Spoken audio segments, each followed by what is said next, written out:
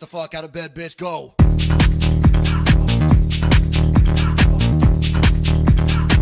Get up, get the guy go.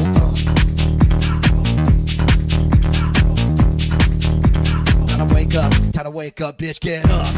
Bonjour tout le monde, c'est Paul de Crypto Formation. Aujourd'hui, on va parler de beaucoup de choses vraiment intéressantes. On va parler du Bitcoin, des altcoins, à quand est-ce qu'on pourrait s'attendre à avoir un sommet selon les cycles, aussi à quoi est-ce qu'on pourrait s'attendre pour la fin de l'année 2021. On va parler bien sûr aussi de l'analyse technique du Bitcoin.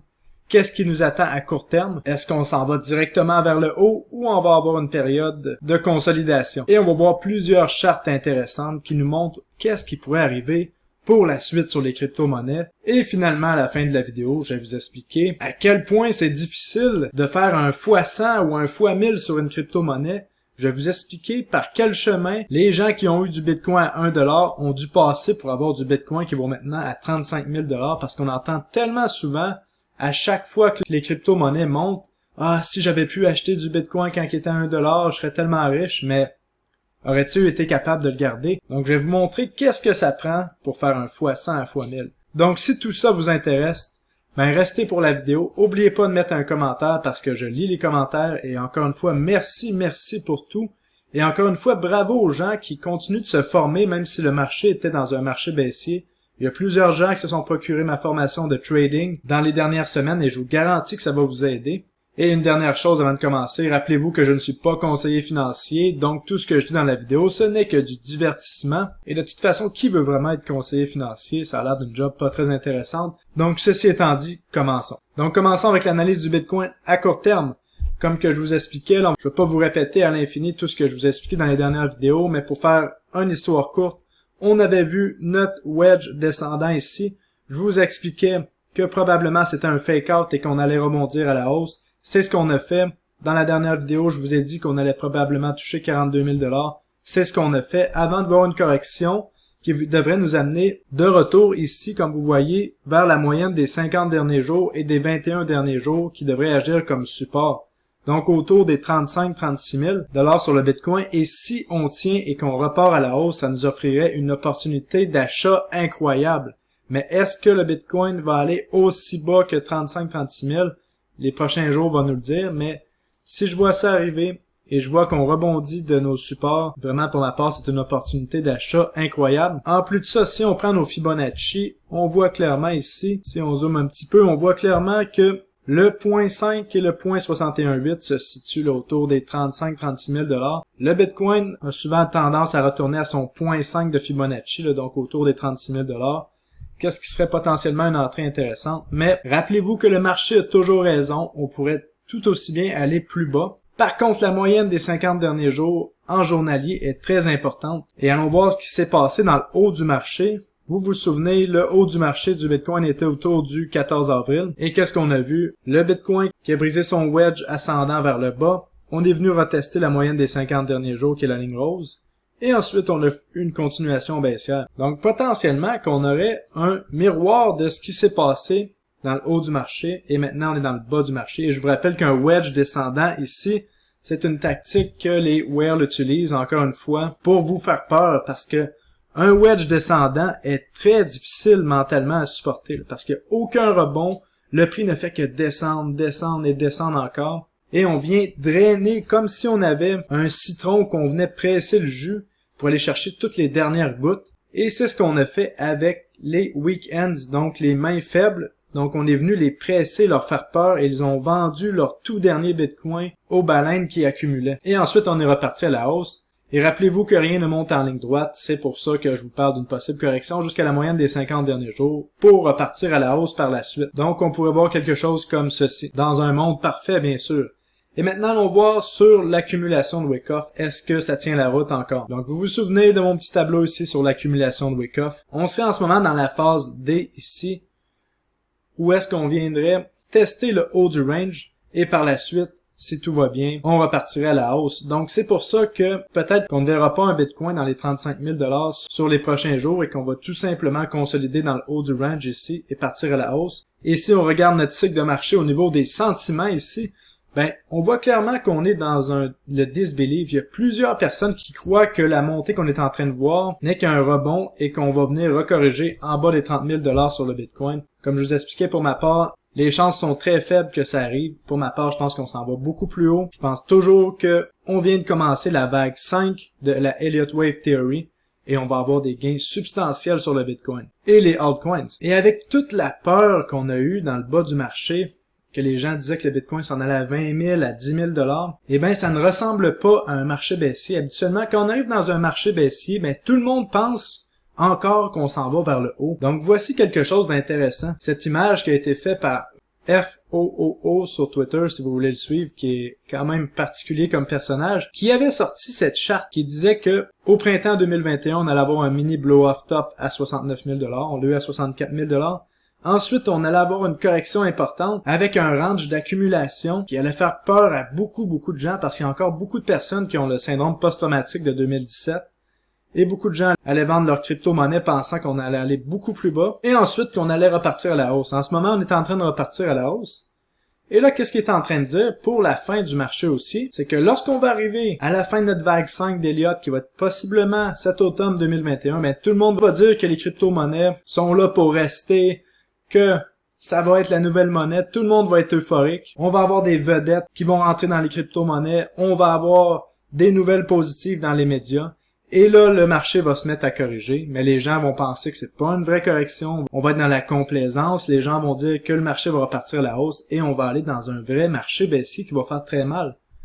Donc c'est pour ça que je vous expliquais que je suis encore haussier pour ce marché pour la prochaine vague, mais à partir de cet automne, probablement que je risque de devenir baissier sur le marché. Avant d'aller voir à quelle date serait le sommet sur le Bitcoin et les altcoins, allons voir pourquoi est-ce que je pense que les cryptos n'ont pas fini de monter. Donc, je vais vous expliquer pourquoi est-ce que le Bitcoin en ce moment serait sous-évalué et que son prix devrait être autour de 50 à 60 000 $.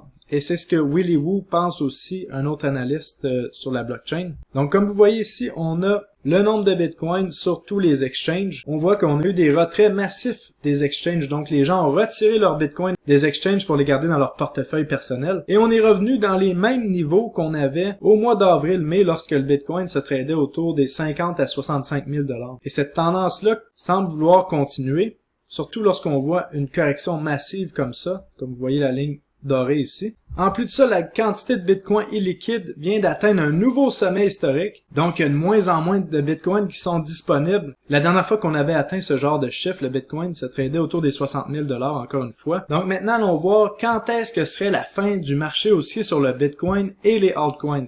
Là, comme vous voyez, on a eu 10 jours de suite dans le vert pour le Bitcoin. Là, vous voyez, il y a une journée rouge ici, mais c'est parce qu'on est sur l'exchange Binance. Si on va sur un autre exchange, on voit que c'est vert. Si on est sur Bitstamp, si on est sur Bitfinex, on voit que c'est vert ici. Donc, on peut dire qu'on a eu 10 jours de vert. Et les dernières fois qu'on a eu 10 jours de suite qui ont été verts, bien voici ce qui est arrivé. 2 mois après, on a une moyenne de gain sur le Bitcoin de 106,5%. Et si vous voulez voir les autres jours, là, vous les voyez ici après 10 jours, généralement on était dans le positif. Après 30 jours, généralement dans le positif. Et 60 jours, c'est 106,5%. Donc, ce qui coïnciderait avec le sommet du marché sur le Bitcoin si on se fie au cycle précédent. Parce que comme j'avais déjà parlé dans une vidéo précédente, il y a environ 3 mois, je vous expliquais que le sommet du Bitcoin risquait d'être en octobre. Parce que si on se fie aux 2 cycles précédents, c'est sûr qu'on n'a pas beaucoup de données, mais qu'est-ce qui est arrivé? C'est qu'on peut dire que le halving, donc la date que le nombre de récompenses par Bitcoin diminue de moitié, est notre milieu de cycle, donc la ligne bleue ici. Donc, vous voyez, au premier halving, on a atteint le bottom du marché 375 jours avant le halving et on a atteint le sommet du marché 368 jours après. Pour notre deuxième cycle, on a atteint le bas du marché 539 jours avant le halving, donc environ à 200 $ si je me souviens bien. Et on a atteint le sommet du Bitcoin 526 jours après. Et là, pour le cycle actuel, on verrait un sommet du marché, selon cette charte à 503 jours, là, qui nous mènerait le 21 septembre 2021, si on fait moins 2% au nombre de jours précédents. Donc, ce serait autour de fin septembre, début octobre, peut-être fin octobre, qu'on verrait le sommet du marché sur le Bitcoin. Et quand est-ce que serait le sommet du marché sur les altcoins? Donc, disons qu'on verrait le sommet du marché du Bitcoin début octobre. Habituellement, les altcoins ont leur sommet un mois après le sommet du Bitcoin à la fin d'un cycle. Donc je vous rappelle que le Bitcoin en 2021 a eu son sommet le 14 avril et regardez ici la charte des altcoins. On voit que les altcoins ont eu leur sommet le 12 mai 2021. Donc un mois après, les altcoins viennent à leur sommet. Donc potentiellement qu'on verrait le sommet des altcoins fin octobre, début novembre. Et c'est la même chose qui est arrivée en 2017. Comme on peut voir ici, les altcoins ont eu leur sommet autour du 6-7 janvier, alors que le Bitcoin avait eu son sommet le 17 décembre 2017. Donc vraiment, une fois que le Bitcoin a son sommet, on a encore peut-être 3 semaines à un mois de pur bonheur sur les altcoins et ensuite c'est le carnage. Maintenant, je vous explique, est-ce que c'était possible de pouvoir garder ces bitcoins de 1$ jusqu'à 35 000 $? Donc faire un fois 35 000, ben je vais vous expliquer que c'est extrêmement difficile de faire un fois 35 000 sur un actif. Pour deux choses, parce que ça a pris plus de 10 ans faire fois 35 000, donc il fallait garder ces bitcoins pendant plus de 10 ans. Une autre chose, c'est qu'il fallait être capable de supporter des cycles de marché qui sont quand même atroces dans le monde des crypto-monnaies. Par exemple, si vous mettiez 1000$ en 2011 et vous achetiez 1000 bitcoins à 1$, eh bien le bitcoin montait jusqu'à 30$, donc vous avez 30 000$. Mais ensuite, pendant 163 jours, il y a une correction importante qui amène le bitcoin à plus de 93% de perte. Donc vous vous trouvez avec maintenant moins de 3000$ dans votre portefeuille et pendant 6 mois, vous avez vu votre portefeuille fondre. Donc c'est pas si facile que ça, holder du bitcoin. Ensuite, avant d'avoir un nouveau sommet, vous avez dû attendre encore 1 an et demi. Et là, c'est sûr, le Bitcoin a atteint les 1000$. Donc là, vous êtes bien content, mais est-ce que vous avez été capable de supporter une baisse de 90% sans vendre pour éviter de faire votre Greg Schoen ici qui a vendu ses 1700 Bitcoins à 30 sous, alors que maintenant il était à 8$. Ça, c'était un post de 2011. Donc ne faites pas comme Greg Schoen. Et là, par la suite, on a eu un marché baissier qui a duré plus d'un an. On a eu une réaccumulation, on est reparti à la hausse pour un autre x100, ensuite on a corrigé fortement de 85% et vous connaissez la suite. Donc pour faire un x100, un x1000 sur des crypto-monnaies, il faut avoir des convictions d'acier et surtout acheter au bon moment parce que ce qu'on voit là c'est des cycles de marché quand même normaux, peut-être un peu plus exagérés parce qu'on est en crypto-monnaie, mais ça reste que c'est toujours la même chose. On a une explosion à la hausse qui mène à une distribution parce qu'à un moment donné, les gens prennent des profits et là, c'est normal parce que là, si vous faites un x100 sur vos crypto-monnaies, bien, vous allez vouloir en profiter. Là, vous achetez une maison dans les Bahamas, vous achetez votre Lamborghini ou investir dans d'autres choses, mais peu importe. Donc, c'est normal qu'il y ait une correction. Et ce qui amène à avoir une correction plus profonde, encore une fois, c'est les émotions parce que là, les gens souvent rentrent dans un cycle à la fin d'un cycle et vendent à perte. Ensuite, on a une réaccumulation parce qu'il y a des gens qui se sont dit « Wow, le Bitcoin, ça a l'air vraiment intéressant, je pense que c'est bon. » Donc, on accumule, le prix remonte et une fois qu'on a monté, il va y avoir certains prix qu'on va atteindre que les personnes qui ont acheté vont être intéressées à vendre, vont devenir des vendeurs et c'est pour ça qu'on a encore une fois une distribution, une autre correction massive. Mais là, il y a des gens qui n'ont pas pu acheter dans la hausse précédente mais qui se disent « Wow, le Bitcoin, ça a l'air intéressant. » On accumule. Et on répète le même cycle. Et là, en ce moment, c'est la même chose qui se passe sur le Bitcoin. Les gens qui n'ont pas pu acheter l'année passée quand le Bitcoin était autour de 10 000, mais là, ils n'ont pas le choix d'acheter à 30 000 et ils trouvent que 30 000, c'est un prix intéressant, particulièrement les institutions. Donc, on devrait voir le Bitcoin dans les prochains mois repartir à la hausse. Mais quel sera le prix que ces acheteurs vont devenir des vendeurs? Je ne sais pas. Est-ce que c'est 100 000, 120 000?